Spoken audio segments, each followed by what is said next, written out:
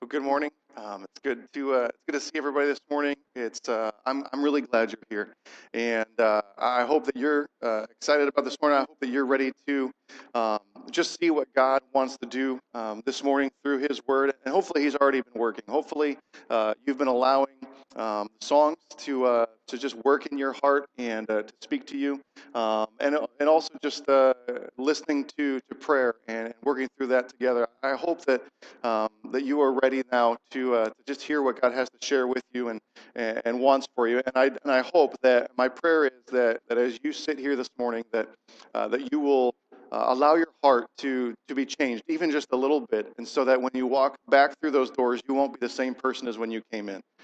That's my hope. That's my desire for all of you. And so, if you're visiting with us this morning, if you're our guest this morning, I'm really glad that you're here too. And without even realizing it, I've been praying for you that God would work in your life this morning as well, and that you too would be able to see a little bit more of who you are in light of Him and who He is in light of you. And so I just hope that if you are visiting with us, if you're a guest, if this is your first or second time with us, that you feel comfortable, that you feel welcome, and that you are able to listen and be challenged. And as Pastor Jared already mentioned, if you have filled out those communication cards, those help us out a lot. It helps me out a lot, understand where you are and where you're coming from, and just what thoughts are going through your mind and where even you are in your struggles or in life and situations. And so anything you write on the back of that communication card is really helpful, whether it's a prayer request or a comment or a thought or a question or anything like that. It's a huge help. And later on in the service, when we receive the offering, if you would just put those cards in the basket, and we'll check them out. We usually check them out on Monday morning or Tuesday morning. And so we take a look at those, and it really helps us get to know you. And if you're visiting with us this morning, if you're our guest this morning, you're not necessarily a regular attender. When that offering basket passes by, that's all we ask that you put in there. We don't expect you to put any money in there, and we're not hoping that you put money in there. What we really just hope is that people respond on their cards, and that we can get to know you. And so there is no obligation there. We're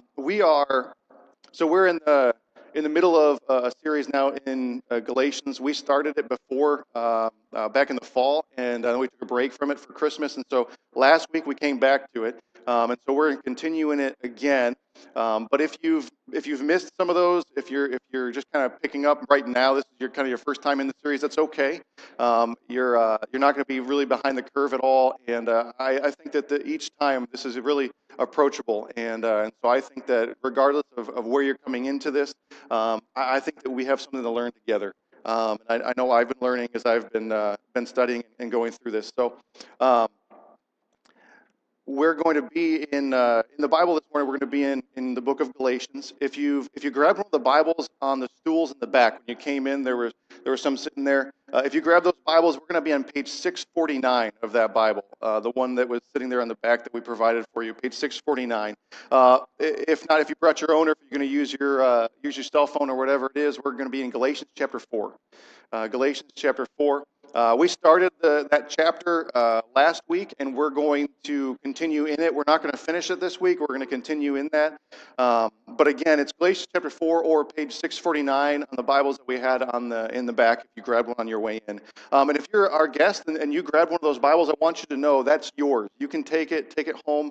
We want you to have it. If you came without one because you don't have one, that Bible is for you. And so if you didn't grab one and on your way out you want to grab one, go for it. That's our gift to you. But again, we're going to be looking in Galatians chapter 4. And so the guy that writes this, we call it, in the Bible, we call it a book. It's actually a letter that this man named Paul wrote to a number of churches, a number of people that live in modern day Turkey. And so the guy that wrote this letter, Paul, he's been pretty direct. He's been pretty hard on the Galatian churches, the people he's writing this letter to. He's been he's been challenging them and kind of, in fact, he calls them fools at one point, right? While he's talking to them, he says, you guys are fools, and you need to fix this. You need to change this. You need to fix how you're thinking about these things.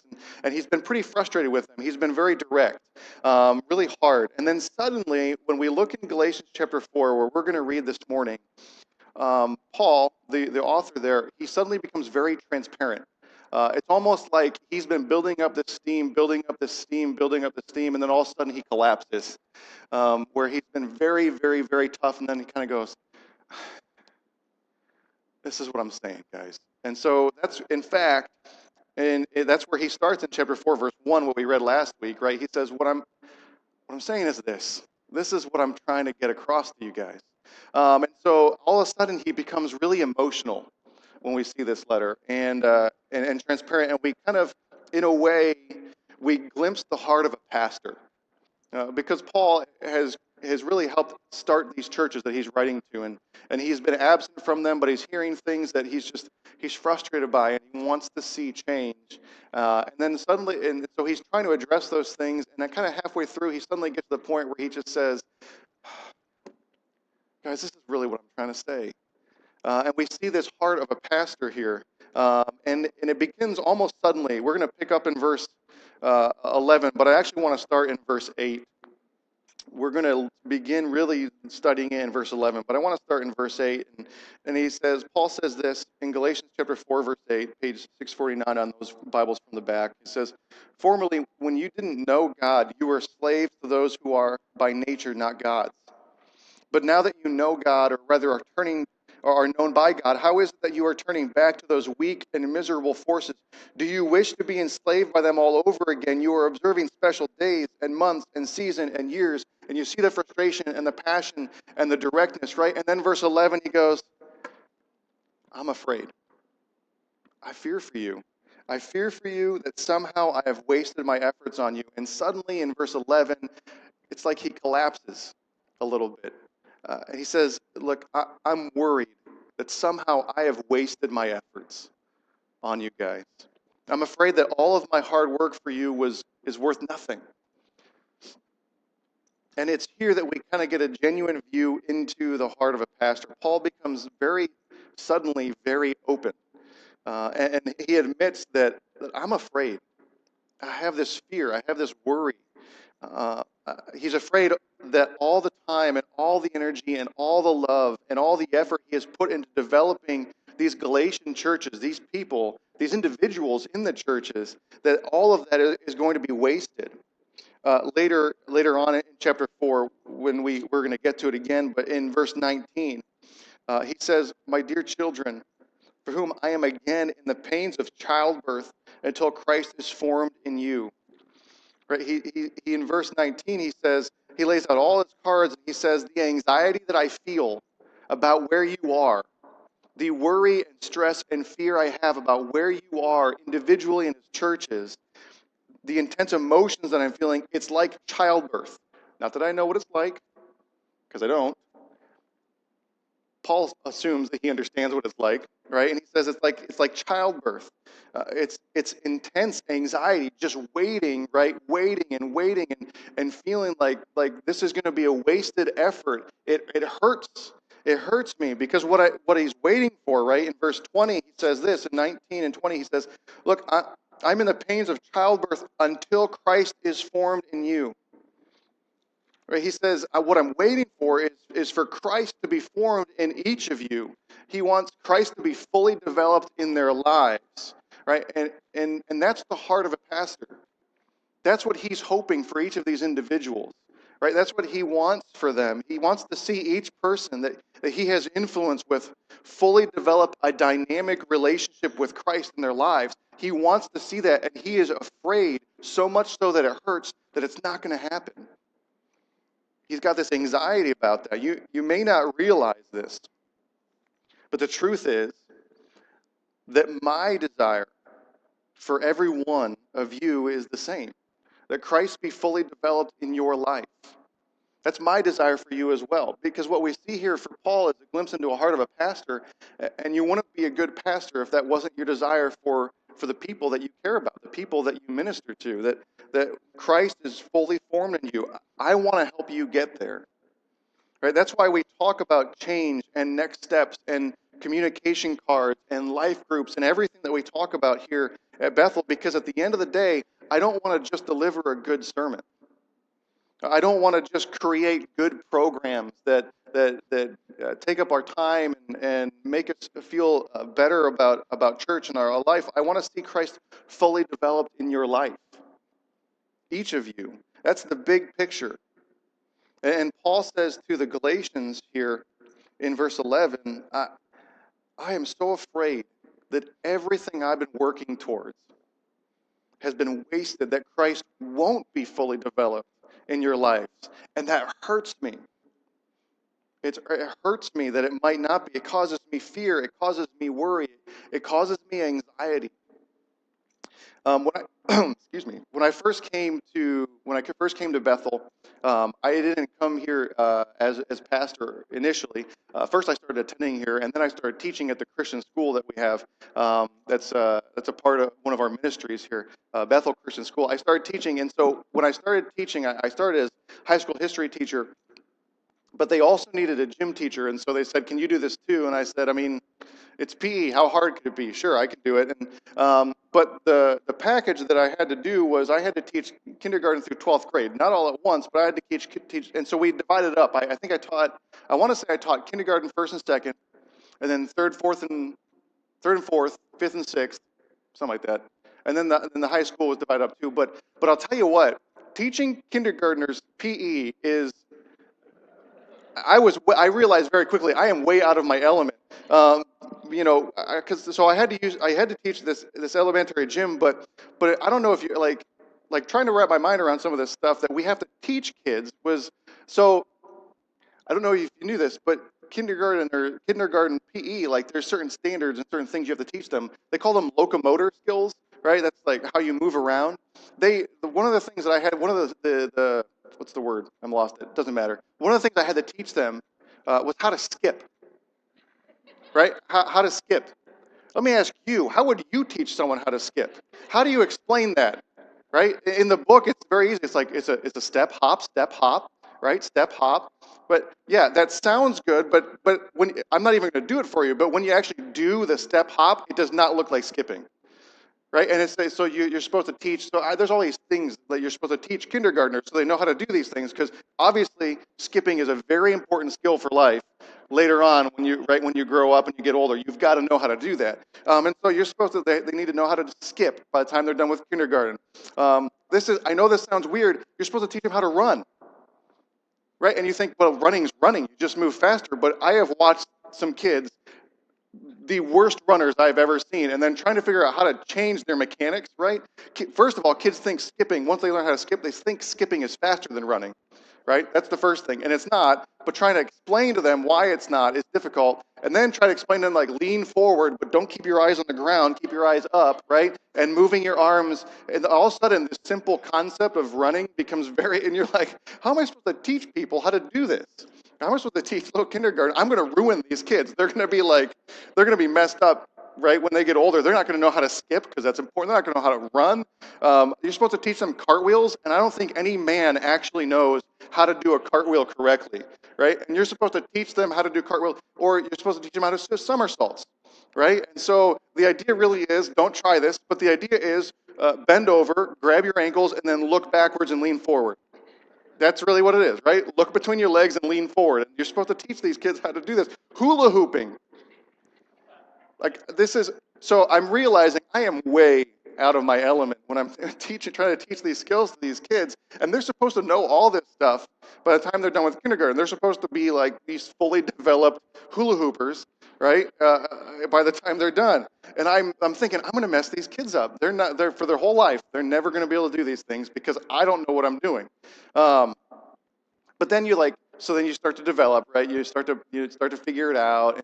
And the key to skipping, if you really want to know, is to just have them hold the hand of someone that knows how to skip, and then they start to figure it out. It's actually not in the explanation. You just say, you can skip, great, hold their hand, go. But after a while, and they're kindergartners, right? And so you kind of watch them grow and develop and stuff. And you always have that one kid that you're like, there's no way you're ever gonna get this. This is beyond you, right? And sometimes you get to those moments too where you've like every single, okay, we're going to do this again. This is how you skip, or this is how you hula hoop, or whatever. And we over and over and over again. And by the end of the year, most of the kids, and every once in a while, you kind of feel like, I'm kind of wasting my time, aren't I? Like this really is lost on you. You're going to be in fourth grade before you figure out how to do this. But you start to feel like you're wasting your time on some of them, like it's just not setting in. And that's kind of where Paul is at this point, right? He's got these people, he's got these churches that he's been working with and working with and working with. And he's explaining these, like, he calls them basic principles, right? He's explaining these things to these people, and then all of a sudden, like, he's been going and going and going, and in verse 11, all of a sudden he goes, I'm afraid this isn't going to set. I'm afraid it's not going to take. I'm afraid that I've been wasting my time this whole time that we've been working through this. I'm afraid that this isn't going to work. And so he returns to the argument he's been making that we've been talking about, and we'll review it here a little bit. He returns to this argument he's been making about legalistic practices that the Galatians are returning to. And basically he's going to give us three reasons that he's afraid, right? Three reasons that he's afraid his efforts are being wasted on the Galatian churches. And so the first thing he does is he goes back to that argument that he's been making about these legalistic practices. And so I'm going to read verses 12 through 20 with you, or for you, and then we'll look at these. And so he says, verse 11, he says, I'm afraid I've wasted my efforts on you. Verse 12, which actually is really insulting if you think about it, right? It's kind of hard to hear that, right? But verse 12, he says, I plead with you, brothers and sisters, become like me, for I became like you. You did me no wrong. As you know, it was because of an illness that I first preached the gospel to you. And even though my illness was a trial to you, you did not treat me with contempt or scorn. Instead, you welcomed me as if I were an angel of God, as if I were Christ Jesus himself. Where then is your blessing of me now? I can testify that if you could have done so, you would have torn out your eyes and given them to me. Have I now become your enemy by telling you the truth?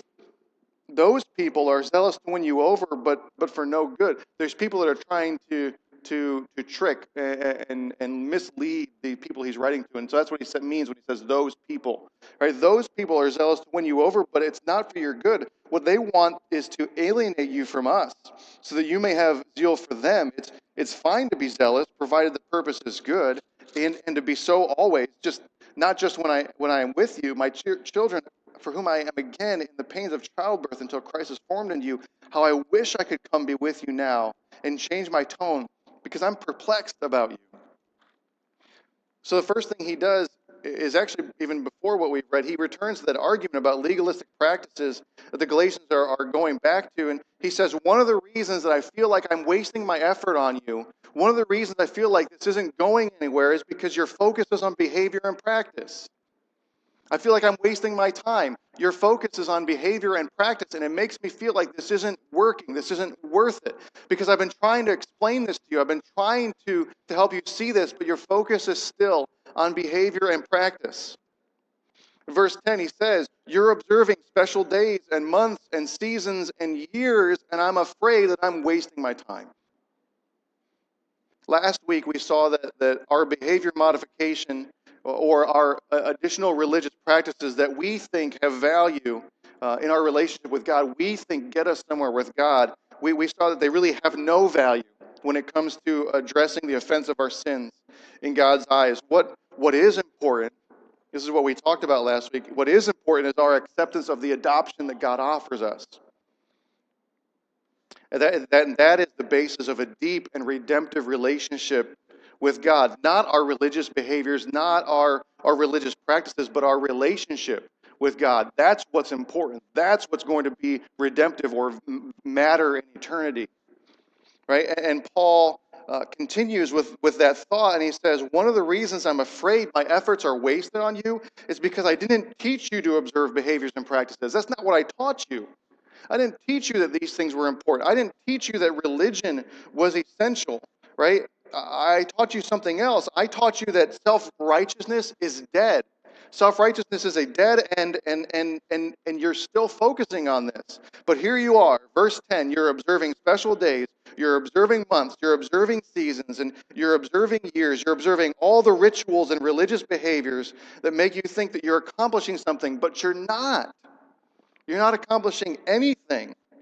Verse 12, become like me, please, become like me. And what he means by that is reject your self-righteousness, your idea that you can somehow make yourself good enough for God. Reject that. Reject your religion, that any sort of behavior modification or any sort of practices are going to make you acceptable to God. Reject that and accept relationship. Because as we said last week, God wants relationship, not your religion. He doesn't want your behaviors and practices. He wants your relationship. He wants your love. And Paul says, please, become like me. I became like you. Please, become like me. Reject your self-righteousness. Live a life free in love, not enslaved to obligation. Paul says, I'm wasting my time. I'm wasting my effort. If all of your energy and priorities are on religious behaviors and practices, I'm wasting my time. If your focus is on religious behaviors, on religious practices, on behavior modification to impress God, or additional things to make God think that you're something you're not, then I'm wasting my time. And to be honest, any pastor worth anything would feel this way too. Please, don't focus on your religious behaviors. Don't focus on your religious practices. You're not going to impress God. And church, you need to know this. Nothing discourages a pastor more than to see people embrace their religious practices and behaviors and not their freedom. That's what Paul's saying. This is discouraging for me to watch. You've embraced religious practices, you've embraced these behaviors, you're not embracing your freedom, and it's hard to watch. It can feel like a waste of time when people seem to care more about their religion than their relationship with God. Paul has just spent a large amount of his letter trying to get the Galatians to see that focusing on behavior modification, managing their behavior, is not achieving anything. He spent a long time trying to address that really their religious behaviors, their religious practices are in fact enslaving them, right? To obligation, to fear. I have to do these things, and if I don't, I'm a bad person, I'm a bad Christian, and God will be mad at me. God's going to be disappointed with me. I won't be good enough, and so we work harder, and we do more, and we try again next time, and that's slavery. And Paul's saying, don't enslave yourself to that. That won't develop Christ in your life. I want to see Christ develop in your life, fully developed in your life. And what you're doing, focusing on your behaviors and your practices and putting all your time and effort into that, it's enslaving you, and it's not going to develop Christ fully in your life. Religion won't do that. It will only lull you into a false sense of security. Love God. Right? Luke chapter 10, verse 27. He says this, love the Lord your God with all your heart and with all your soul, with all your strength and with all your mind. That's what you should focus on. Love God. Don't focus on those religious behaviors you think are going to impress him. He wants your love, not your lists. I do this, and I do this, and I do this, and I don't do this, and I don't do this. He wants your love, not your lists. And Paul says, please stop focusing on the wrong thing. Focus on the relationship. Only a relationship, only our adoption into God's family will fully develop Christ in our life. And that's what Paul and pastors want to see. Paul is saying, I'm not teaching you a religion, I'm teaching you a relationship. That's what will develop Christ in you. It's discouraging to have a conversation and debate and disagreements, all of which have to do with behaviors and practices and religion. It's discouraging to have those conversations and those arguments and those debates, because that's not where our focus should be. Right? The point of the church isn't to help more people know and do the right behaviors. It's to help more people know and serve God, to love God, to have that relationship. What's not discouraging is the conversation and the debates and the disagreements about your relationship with God.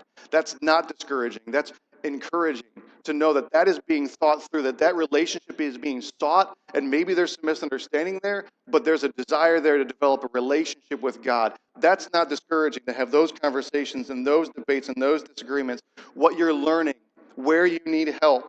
Paul's saying, please, as a church and as Christians, can we stop focusing on the behaviors and on the practices that define religion, on the legalism, and realize that religion won't save us?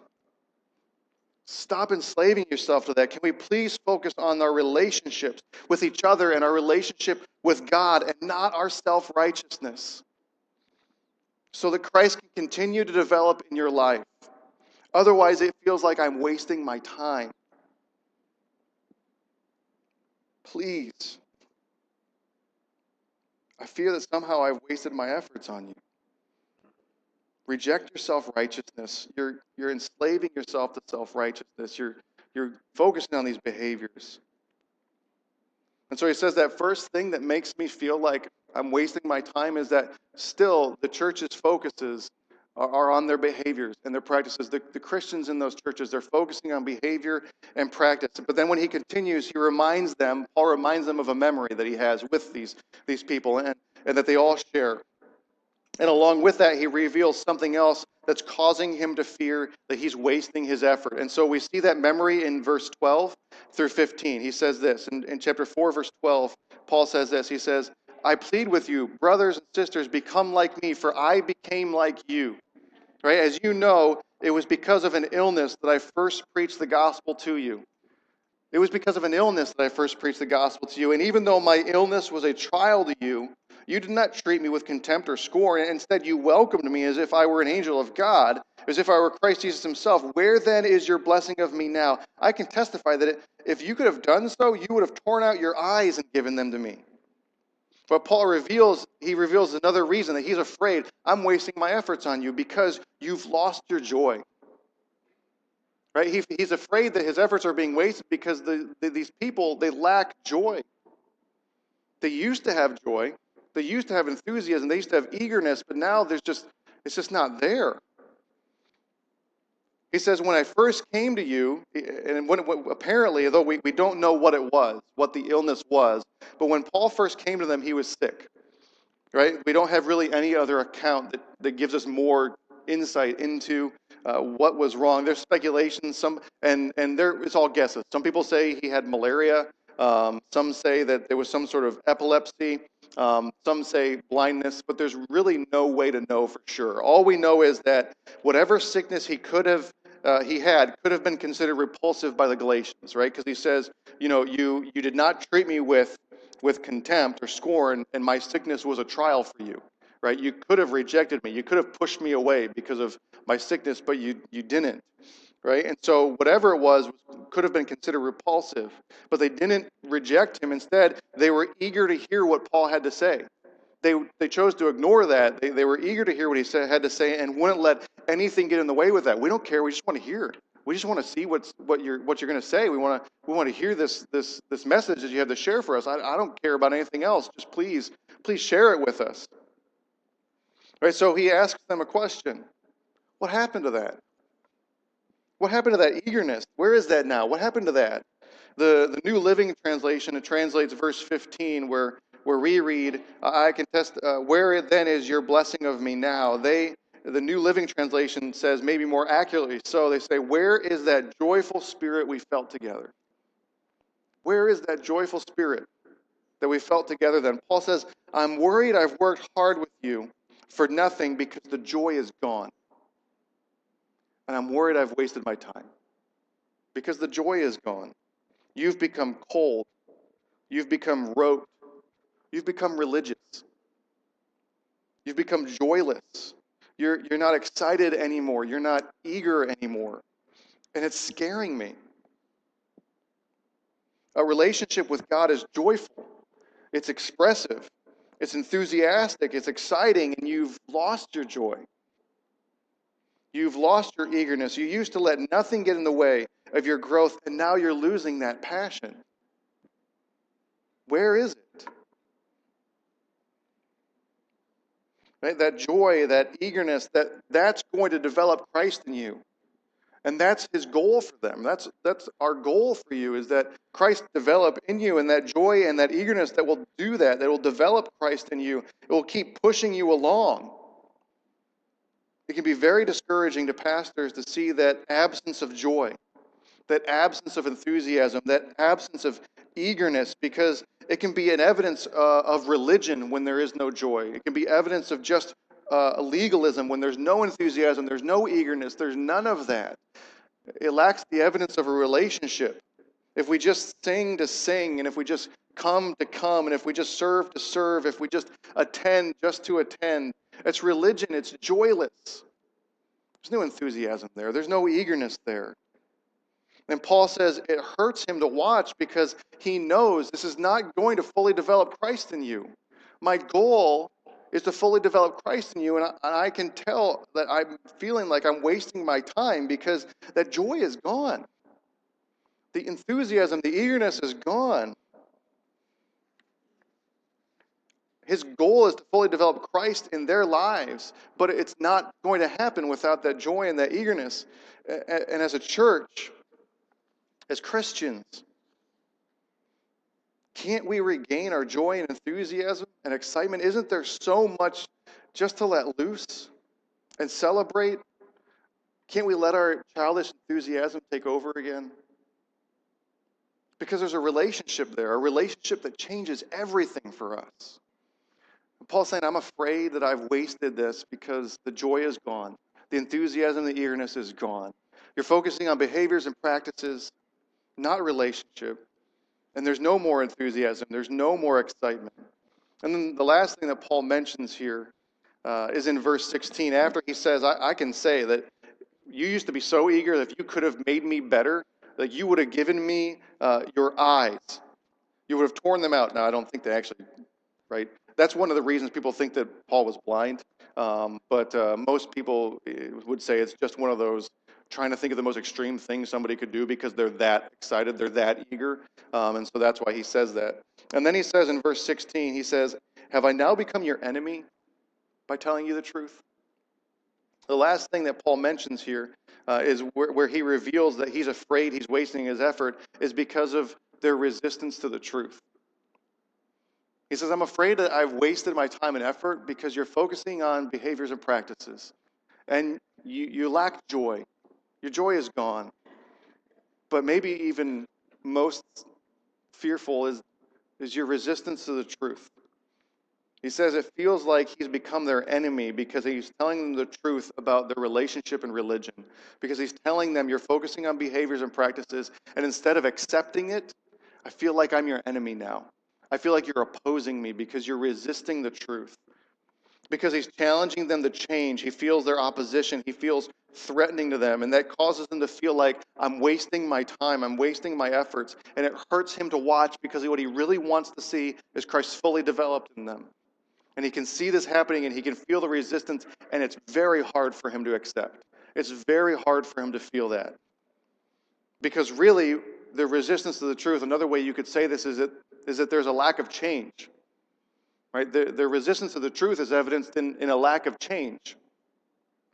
The Galatians aren't letting the truth change them anymore. They're pushing up against it. I don't want to change anymore.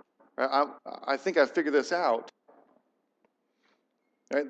That what Paul wants to see is them pursuing the truth and change as often as they can, except it seems that the only time that they're hearing the truth is when he's with them, and instead of letting it change them, they stand opposed to it. I don't want to change. I don't want to hear this. This is making me uncomfortable, or they're critical of it, or they close off their ears and they refuse to change. Right? This may be the truth of the Bible, but I don't want to change. I don't want to do that. I don't want to hear the truth. And they're placing such dependence and confidence in their behaviors, and they place such dependence and confidence in their practices that they will defend their practices and their behaviors until the end and oppose any sort of truth that they hear that's telling them, stop this. And they won't let anything change that. And it's killing Paul to watch, to feel like I'm teaching and I'm getting nowhere. I'm not getting anywhere with this. I feel like the lack of acceptance of the truth, the lack of change and willingness to grow, I feel like I'm the enemy here. Well, I'm not the enemy. What happened? Where's the joy? It was lost in the focus on behaviors. It was lost in the focus on practices. And now suddenly we're on opposite sides of this thing. What happened? In a different letter, Paul tells another pastor, his protege, his name is Timothy, he tells him this. He says, look, Timothy, the time will come when people will not put up with sound doctrine. Instead, to suit their own desires, they will gather around them a great number of teachers to say what their itching ears want to hear. They will turn their ears away from the truth and turn aside to myths, but you keep your head. And I feel like Paul's saying, right, this from experience, right? Why do you think he tells Timothy this? Because he's been there. You've got to keep your head. Keep focusing on developing Christ in them. They're not going to want to hear the truth at some point, but you've got to keep your head about you and keep going at it. And it's discouraging to see not only the lack of change, but the desire to not be pushed or challenged and get pushback when you do. And the author of Hebrews, another letter later on in the New Testament, the author of Hebrews seems to know this too, because he says this. He tries to challenge people in Hebrews chapter 13, verse 17. He says, have confidence in your leaders and submit to their authority, because they keep watch over you as those who must give an account. Do this so that their work will be a joy, not a burden, for that would be no benefit to you. It hurts Paul to see the resistance to the truth, to being willing to change, to really ever change. It hurts him to see that, because he knows that it's going to prevent Christ from fully developing in their lives. He can see it happening, and his heart, his desire, his hope for every single person is that Christ would fully develop in their lives. And he sees this resistance to the truth. He sees this lack of joy. He sees this focus on behaviors, and it kills him to watch, because it's like he's watching a train wreck, realizing this isn't going to develop Christ fully in you. Please, stop. Change. Fix it. I'm afraid. I'm afraid for you. I'm afraid I've wasted my time, because this isn't going anywhere for you. And it hurts Paul to watch it.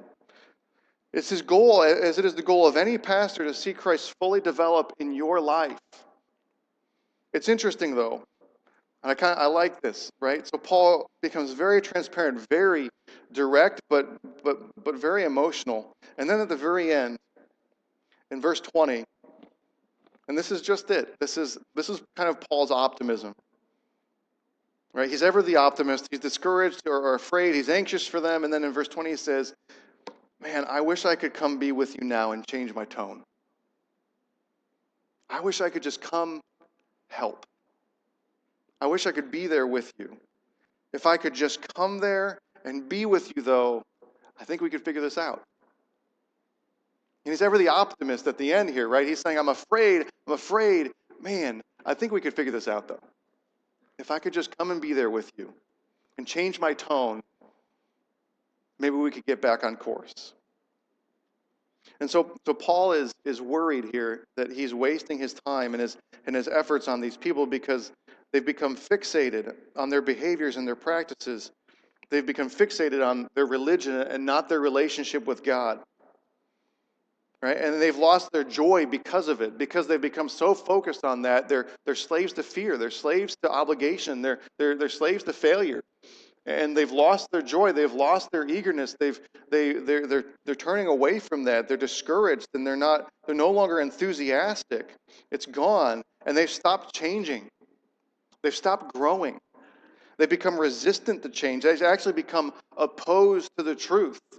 There's no change there anymore, and it's making Paul feel like their enemy.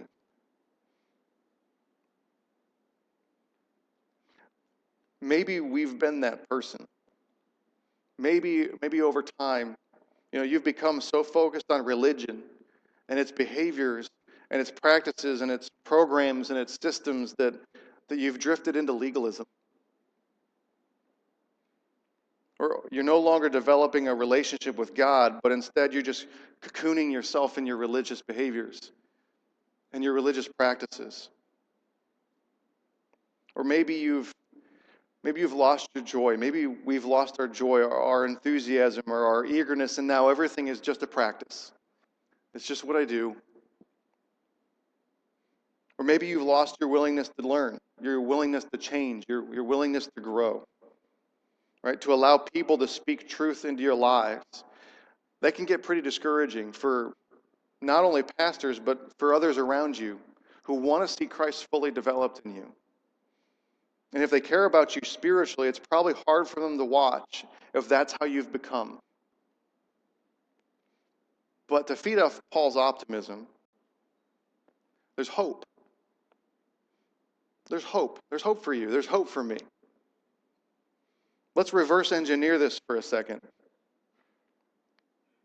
If you can enthusiastically, with joy, celebrate your relationship with God by being willing to change and being willing to grow and being willing to be challenged, there is nothing more exciting for a pastor and nothing more exciting for the people around you, because the goal is to fully develop Christ in your life, to fully develop a reflection, the imitation of Christ in you, to see you letting go of behaviors, embracing joy and enthusiasm, and allowing your heart to change with the truth that's being brought to your attention. We can do that. We can re-embrace relationship and not religion. We can let go of our behaviors and our systems. We can regain that joy and that enthusiasm for relationship with God. We can be willing to change. We can be willing to respond to the truth and not stand opposed to that. And if we do those things, we can be an excitement for the people around us. We can be an encouragement to the people around us. We can not only help them, but we can begin to develop Christ fully in our lives and see Christ fully develop in their lives. And suddenly the whole thing is reversed and engineered so that Paul would say, I can't wait to be with you. We can do that.